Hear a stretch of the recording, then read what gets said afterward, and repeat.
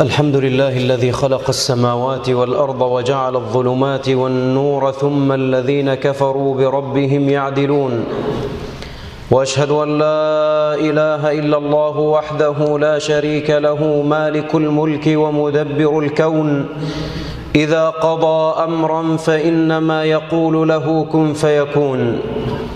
وأشهد أن محمدًا عبده ورسوله أرسله ربه بالهدى ودين الحق ليظهره على الدين كله ولو كره المشركون. أما بعد، فيا أيها الذين آمنوا اتقوا الله حق تقاته ولا تموتن إلا وأنتم مسلمون. أيها المسلمون الكرام، لقد ترجم الإمام البخاري رحمه الله تعالى في صحيحه في كتاب الصلح بابا بعنوان باب الإصلاح بين الناس، أو باب ما جاء في الإصلاح بين الناس، وقول الله تعالى: لا خير في كثير من نجواهم إلا من أمر بصدقة أو معروف أو إصلاح بين الناس، وخروج الإمام إلى المواضع ليصلح بين الناس بأصحابه. وخرج تحت هذا الباب حديثين عرضنا للحديث الأول منهما في 3 خطب فيما سبق، ونعرض اليوم إن شاء الله تعالى للحديث الثاني، وهو عن أنس رضي الله تعالى عنه قال: قيل للنبي صلى الله عليه وسلم: لو أتيت عبد الله بن أبي. قال: فانطلق إليه النبي صلى الله عليه وسلم وركب حمارا، فانطلق المسلمون يمشون معه، وهي أرض سبخة، أي ذات سباخ تعلوها الملوحة، لا تكاد تنبت إلا بعض الشجر. فلما أتاه النبي صلى الله عليه وسلم قال له: إليك عني، والله لقد آذاني نتن حمارك. فقال رجل من الأنصار منهم: والله لحمار رسول الله أطيب ريحا منك. فغضب لعبد الله رجل من قومه فشتما، فغضب لكل واحد منهما أصحابه، فكان بينهما ضرب بالجريد والأيدي والنعال. فبلغنا أنها نزلت: وإن طائفتان من المؤمنين اقتتلوا فأصلحوا بينهما. هذا موقف أيها المسلمون من المواقف النبوية، به عدة فوائد ودروس مستفادة، ولذلك ستكون لنا وقفات مع فوائد هذا الحديث في هذه الدقائق إن شاء الله تعالى، ونسأل الله التوفيق والسداد والإخلاص والصواب. الفائدة الأولى: حرص الصحابة رضي الله عنهم على تبليغ الرسالة والدعوة إلى دين الإسلام، فلم يكن الحرص من النبي صلى الله عليه وسلم وحده، ويظهر ذلك من قول أحد الصحابة ولم تصرح الرواية باسمه. قال للنبي صلى الله عليه وسلم: لو أتيت عبد الله بن أبي، يعني لو دعوته ووعظته وجئته وأمرته بالتوحيد والإسلام داعيا إياه، لكان ذلك أكثر نفعا للناس، وذلك لأن الناس تبع له ويقتدون به، فيدخلون في الإيمان بدخوله فيه. وهذا الاقتراح من هذا الصحابي دليل على حرصه على الدين، وهو في ذلك الحرص مقتد بالنبي صلى الله عليه وسلم، فلم يكن أحد أشد حرصا على الدين من رسول الله، وكان الصحابة مقتدين به ممتثلين لقول ربهم سبحانه: لقد كان لكم في رسول الله أسوة حسنة لمن كان يرجو الله واليوم الآخر وذكر الله كثيرا. الفائدة الثانية هي أن النبي صلى الله عليه وسلم لم يترك فرصة للدعوة إلى الإسلام إلا انتهزها، ولذلك لم يقترح عليه شيء لخدمة الدين إلا فعله، طالما أنه موافق للحكمة ولأسس الدعوة إلى الله عز وجل. ويظهر ذلك من قول أنس رضي الله تعالى عنه: فانطلق إليه النبي صلى الله عليه وسلم، أي انطلق إلى عبد الله بن أبي مستجيبا لاقتراح الصحابي رضي الله تعالى عنه، فسار متجها إلى عبد الله بن أبي. ولذلك قال ابن الملقن رحمه الله: وأما مسيره إلى عبد الله بن أبي فإنما فعله أول قدومه المدينة ليدعوه إلى الإسلام، إذ التبليغ آنذاك فرض عليه، وكان يرجو أن يسلم من وراءه بإسلامه لرئاسته في قومه. وقد كان أهل المدينة عزموا أن يتوجوه بتاج الإمارة، فطالما هذه مكانة عبد الله بن أبي في قومه فإسلامه مغنم، وذلك للأثر المترتب عليه من إسلام قومه معه.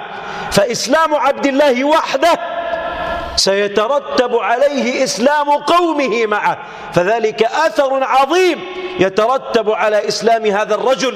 ولذلك تجد أهل العلم يفضلون النفع المتعدي على النفع القاصر، ومثال ذلك أن تجد شخصا يقوم ليلة في صلاة ودعاء وتسبيح وذكر، وتجد آخر يقوم ليلة في جمع الفوائد من بعض آيات من كتاب الله عز وجل ومن أحاديث النبي صلى الله عليه وسلم ليلقيها في جمع من الناس. فالأول أثره قاصر على نفسه، والثاني أثره ونفعه لنفسه ولغيره.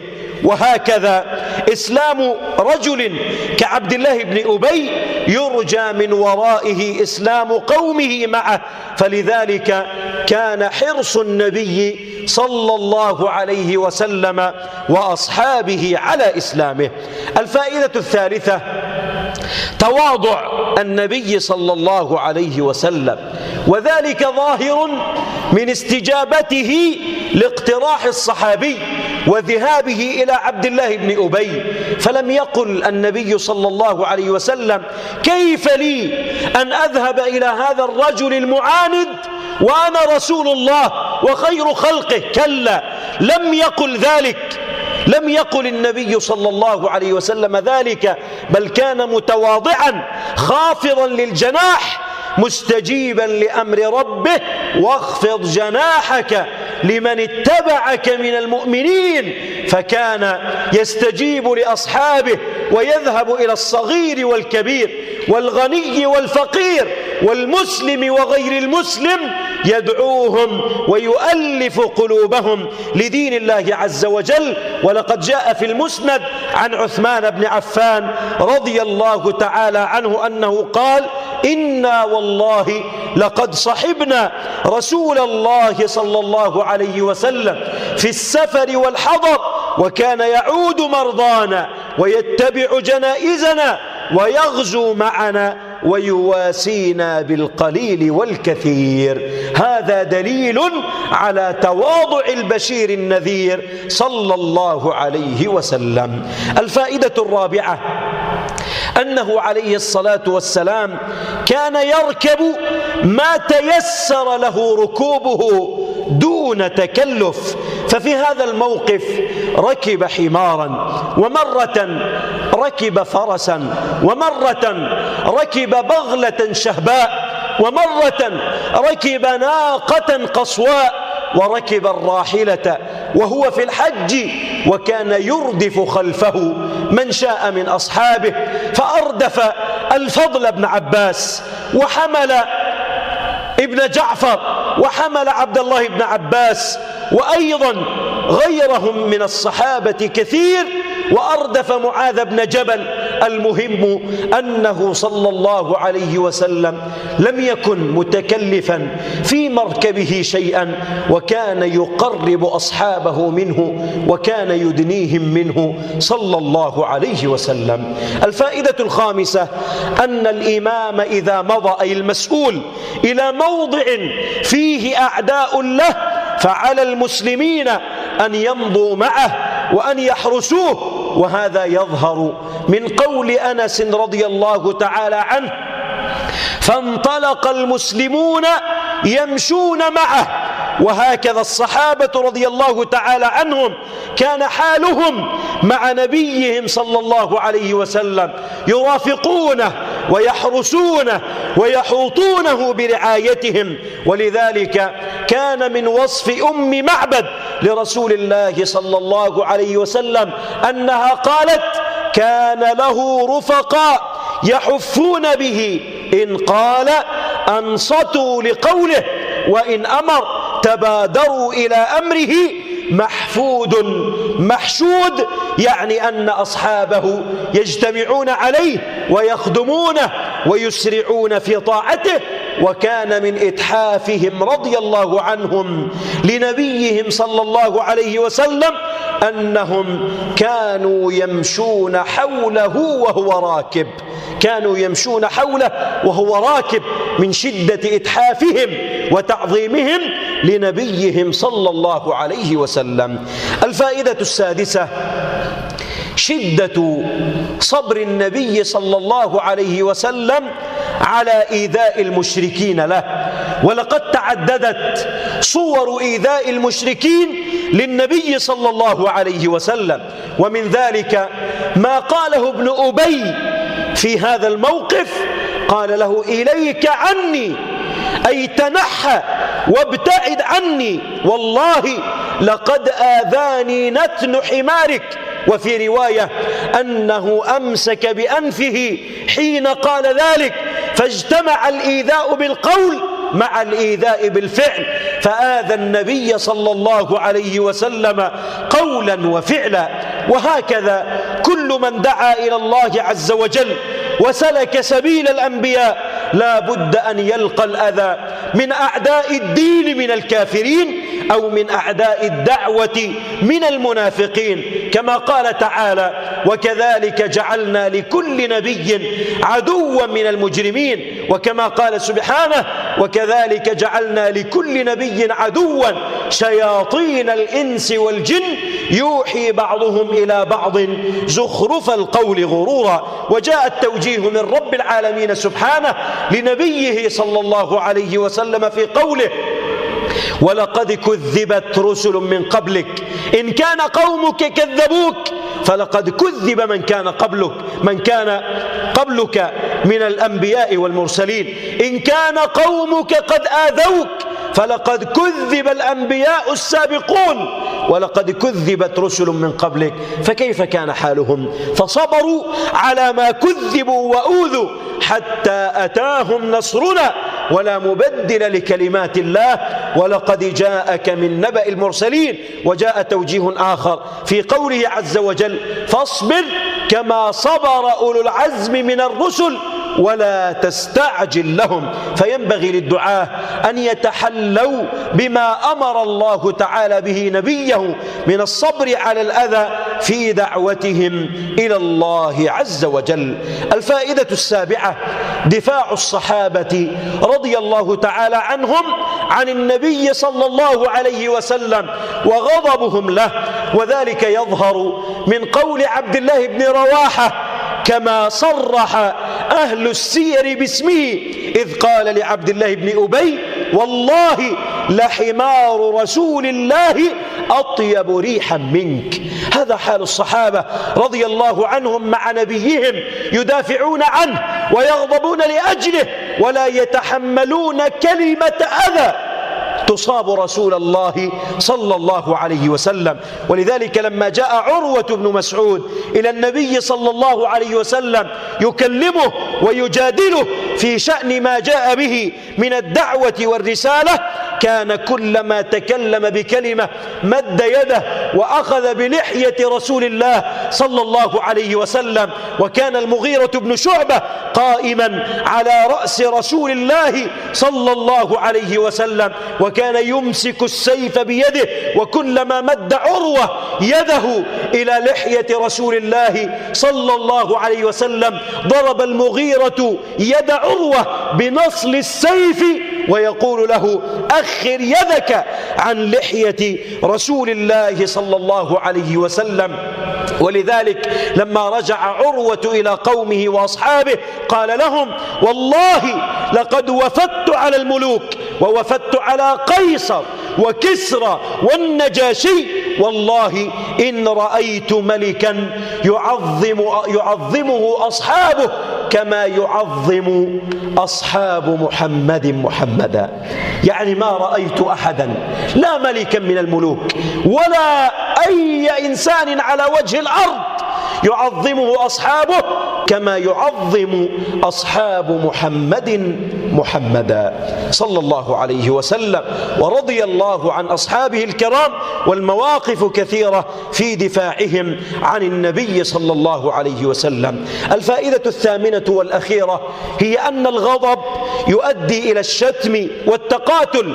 دل على ذلك قول أنس: فغضب لعبد الله رجل من قومه فشتم، أي شتم كل واحد منهما الآخر، فغضب لكل واحد منهما أصحابه، فكان بينهما ضرب بالجريد والأيدي والنعال. ولذلك جاء الحث في القرآن الكريم على كظم الغيظ في ذكر صفات المتقين، لما قال الله في شأنهم: والكاظمين الغيظ والعافين عن الناس. وجاء في الصحيحين عن أبي هريرة أن النبي صلى الله عليه وسلم قال: ليس الشديد بالسرعة ولكن الشديد الذي يملك نفسه عند الغضب. ولذلك لما جاء رجل إلى النبي صلى الله عليه وسلم وقال: يا رسول الله أوصني، قال: لا تغضب، وردد مرارا قائلا: لا تغضب.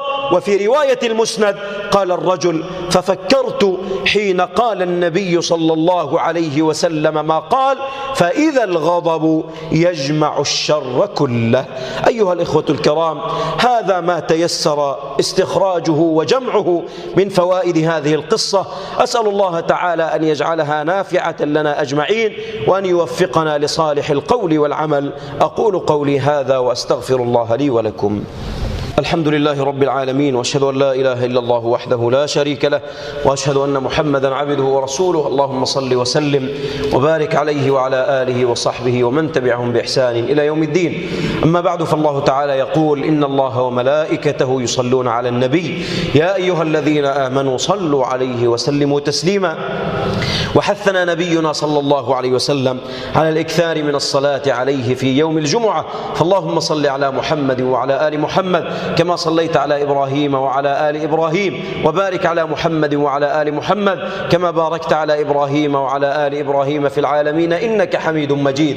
اللهم اغفر لنا ذنوبنا وإسرافنا في أمرنا وتول أمرنا، واهدنا سبل السلام، واهدنا لما اختلف فيه من الحق بإذنك، إنك سبحانك تهدي من تشاء إلى صراط مستقيم. اللهم ألهمنا رشدنا وأعذنا من شر أنفسنا. اللهم أحسن عاقبتنا في الأمور كلها، وأجرنا من خزي الدنيا وعذاب الآخرة يا ذا الجلال والإكرام. اللهم إنا نعوذ بك من زوال نعمتك وتحول عافيتك وفجاءة نقمتك وجميع سخطك. اللهم احفظ لنا ديننا الذي هو عصمة أمرنا، وأصلح لنا دنيانا التي فيها معاشنا، وأصلح لنا آخرتنا التي إليها معادنا، واجعل الحياة زيادة لنا في كل خير، واجعل الموت راحة لنا من كل شر.